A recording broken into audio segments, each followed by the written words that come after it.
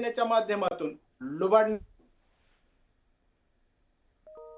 लातूरमध्ये मोठ्या प्रमाणात पूर आला, एका शेतकऱ्यानं आत्महत्या केली, एका शेतकऱ्यानं बुलढाण्यामध्ये तरी म्हणजे जमीन धारण कायद्याचा त्याला म्हणजे चुकीच्या पद्धतीने वापर झाल्यामुळे त्याने आत्महत्या केली. त्याच्यानंतर नांदेडमध्ये बघितलं, आमचे बालाजी खंकरे म्हणून आहेत, त्यांच्या 50 गाईचा 70 शेळ्याचा गोठा वाहून ही भयावह परिस्थिती निर्माण झाली आहे. पण मराठवाड्यातील या 7 जिल्ह्याला की कोणीही आधार नाही. अशा परिस्थितीत शेतकऱ्यांनी कुणाकडे जायचं हा प्रश्न उपस्थित होतोय.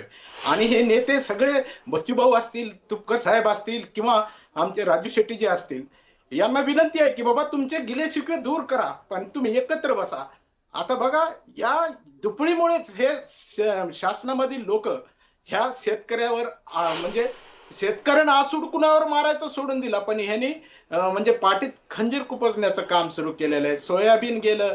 आता विमा कंपनीच्या बाबतीत जर बघितलं तर आज घडीला विमा कंपनीकडून कसलीच मदत मिळणार नाही, कारण त्यांनी तिन्ही ट्रिगर बंद केलेले आहेत. म्हणजे अतिवृष्टी झाली म्हणून पहिले पैसे मिळायचे, त्याच्यानंतर खंड पडला पावसाचा म्हणून पैसे मिळायचे हे, आणि त्याच्यानंतर शेतात जर कापणी करून काढलेलं पीक आहे त्याच्यावर जरी काही नुकसान भरपाई मिळायची. पण हे सगळे तिन्ही ट्रिगर बंद केले.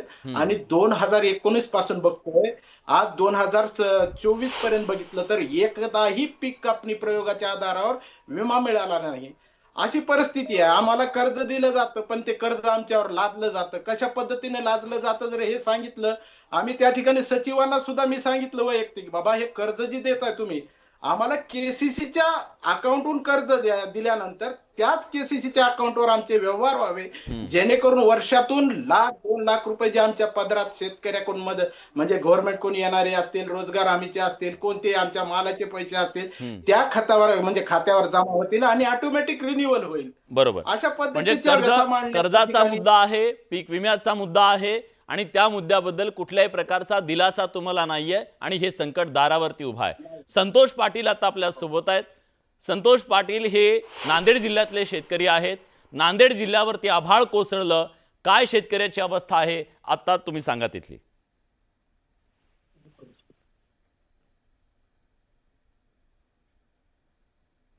नांदेडमध्ये आपण सर्वजण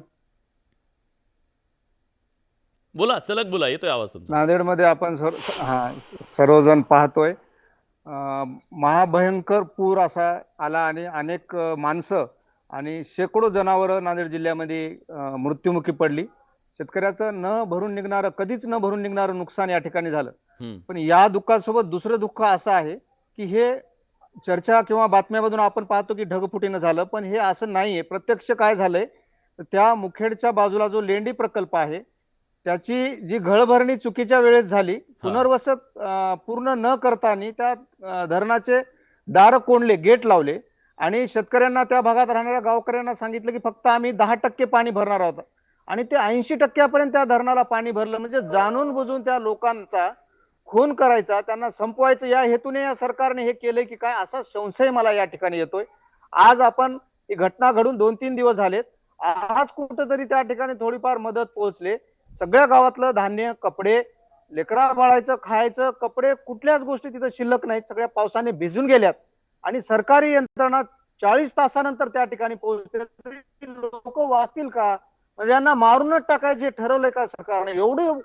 एवढं निर्गुण, एवढं द्वेषपूर्ण शेतकऱ्याप्रती हे सरकार का पाहतंय? मला तर वाटतंय खूप मोठ्या प्रमाणावर आनंद साजरा करा, आनंद साजरा. 25 तारखेला वराह जयंती साजरी करा असं म्हणतायत, धडाक्यात करा म्हणतायत ना. उद्याच्या पोळा आमचा दरवर्षी आम्ही बैलांना वाजत गाजत पोळा करतो, तर यावर्षी वाजत गाजत कोण्या तोंडानं करावा? आमचे भाऊबंद मेलेत, आमचे जनावर मेलेत, बैल मेलेत आणि पोळा कसा करावा? आणि तुम्ही म्हणताय ते वराह पूजन काय काढलंय? उद्या हे मासेमारी म्हणतील, मत्स्य अवतार आहे त्याची सुद्धा पूजा करा म्हणतील, मासेमारी बंद करा म्हणतील. मला वाटतं हे जे नेते मंडळी वादग्रस्त मुद्दे मुद्दाम काढत आहेत, यांना शेतकऱ्याची शेती तरी हिसकावून घ्यायची. बघा ना, गेल्या 10-15 वर्षापासून मी शेती करतो, मी स्वतः हिशोब लिहून ठेवतो. दरवर्षी मी शेतीचा लेखाजोखा माझ्याकडे असतो. दरवर्षी मी 2 लाख, 3 लाख, 2.5 लाखाला मायनस मध्ये जातोय आणि तेवढं कर्ज माझ्या माथ्यावर वाढत जाते. दरवर्षी शेतीमालाचे भाव कमी होतात आणि जो कच्चा खर्च, जो खत, औषधी आहे, बियाणे आहे, मजुरी आहे, ट्रॅक्टरची नांगरटी मोगडणी आहे, मशागत आहे, याचा दरवर्षी खर्च वाढतोय आणि उत्पादन जे येणार आहे त्याचा मात्र भाव कमी होतोय. म्हणजे आम्हाला संपवायचं ठरवलंयच काय? म्हणजे आम्ही अशा आत्महत्या करण्याचा प्रकार आमचा कमी आहे, मग ह्या ठीक आहे. वाढवण्यासाठी ही पद्धत वापरली काय? ठीक आणि आहे. याही पुढे जाऊन हे मानव निर्मित सरकार निर्मित जो पूर आणून आमची माणसं मारली याचाही सरकारने जाब द्यायला हवा. नक्की.